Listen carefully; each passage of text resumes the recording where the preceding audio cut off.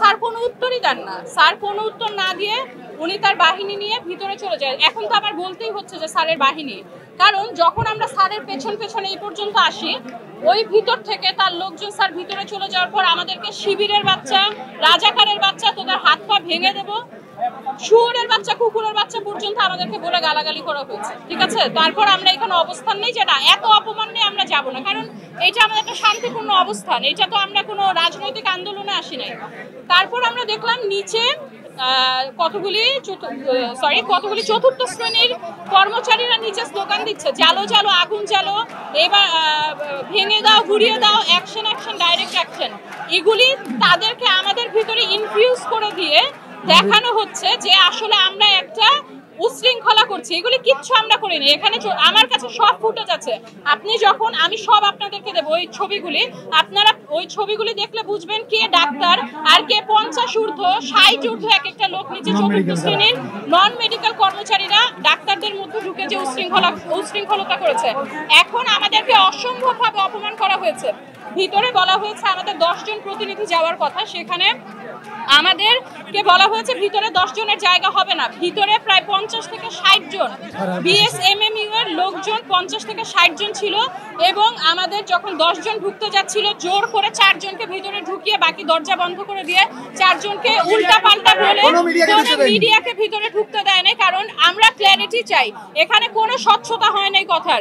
আমাদের দাবি কবে পূরণ হবে? এই স্যারের কথা অনুযায়ী আমরা 3 মাস যাবত দাঁড়ে দাঁড়ে ঘুরছি।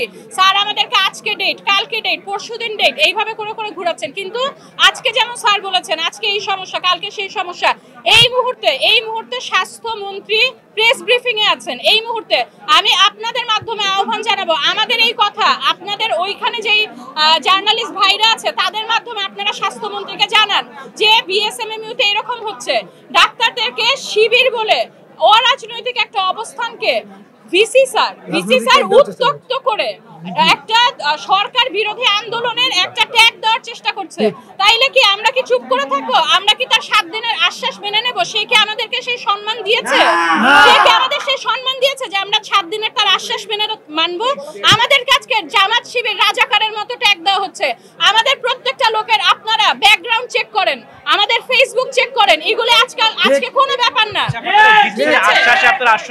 আমরা আশ্বস্ত না, কারণ আমরা তো আশ্বস্ত না। সে তো আমাদেরকে, এইটা একটা ট্যাক্টফুল, আপনারা সাংবাদিক, এখানে কেউ ছোট না, কাউকে এটা বোঝানোর কোনো কিছু নেই। এটা একটা আন্দোলনকে কিভাবে দমানো যায় এটা ভিসি স্যার খুব ভালো করে জানেন, এবং এই আন্দোলনটাকে দমানোর জন্য এইটাকে যেন আমরা আন্দোলন না করি। আজকে প্রধানমন্ত্রী নাই, আজকে স্বাস্থ্যমন্ত্রী নাই, নানান কথা বলে সে এটাকে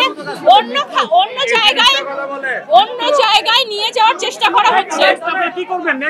নেক্সট হচ্ছে যে আমরা এইখানে অবস্থান করব, আমরা স্বাস্থ্যমন্ত্রীর হস্তক্ষেপ চাই। আমাদেরকে ভিসি স্যার যেইভাবে অপমান করলো, সে এক মুখে নানান রকম কথা, 1 ঘন্টার মধ্যে সে নানান রকম কথা বলেছে।